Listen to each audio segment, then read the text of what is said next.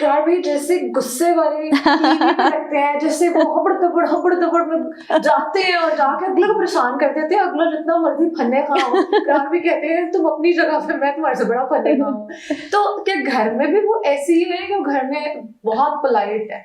जब गुस्सा आता है तो ऐसा ही कुछ मंजर होता है, ऐसे ही होता लेकिन वो बहुत कम आता है, बहुत कम। और वो पहले आया करता था, अब तो इकरार बहुत काम हो गए हैं। इकरार बिल्कुल उनकी पर्सनैलिटी में बड़ा चेंज आया, लेकिन एक ज़माने में उनका गुस्सा बहुत बुरा होता था।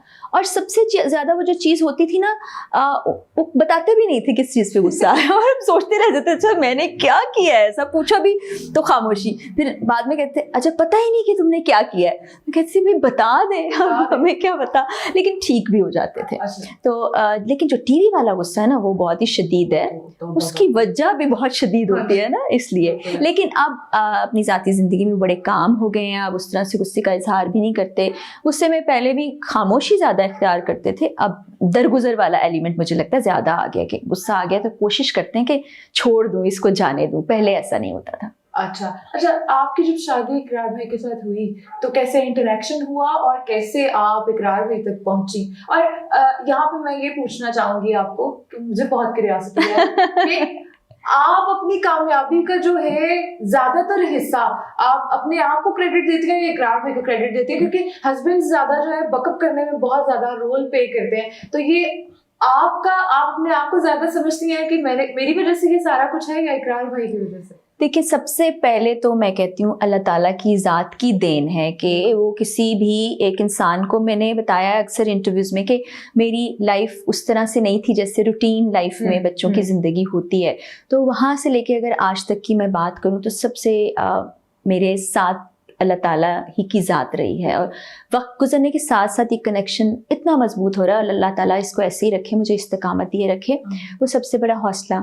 फिर मेरी माँ मेरा हौसला, वालिद ने जिस हद तक हो सका वो भी मेरे साथ रहे, मेरे बहन भाई, मेरे दोस्त अहबाब, मेरे रिश्तेदार।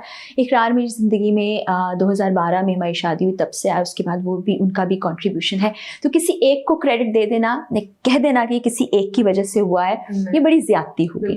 इसमें सारे रिश्ते मेरे शामिल हैं। और आज भी देखिए, जब आप काम कर रहे होते हैं ना, तो हर दिन नया दिन होता है, हर दिन नई चीज़ हो रही होती है, कुछ अच्छा भी हो रहा होता है, कुछ अच्छा नहीं भी हो रहा होता। तो उसमें आपका साथ देने के लिए जब ऐसे लोग मौजूद हों, जो मैं बड़ी ब्लेस्ड हूँ अल्लाह ताला की तरफ से कि मुझे बहुत से ऐसे प्यारे रिश्ते मिले हैं जो मुझे हमेशा साथ देते हैं। फिर जब अल्लाह ताला की ज़ात आपके साथ है तो फिर आपको उस तरह ज़रूरत नहीं रहती, लेकिन बहरहाल मेरे पास ये सारे कीमती रिश्ते मौजूद हैं। बिल्कुल ऐसे। अच्छा, जब भी मैं आप दोनों को देखती हूँ ना, तो आप इतनी पोलाइट, इतनी हम्बल, और इकरार भी उतने गुस्से वाले, तो फिर कैसे आप लोग इकट्ठे जो है वो रह लेते हैं और इकट्ठे सारा कुछ मैनेज कर लेते हैं?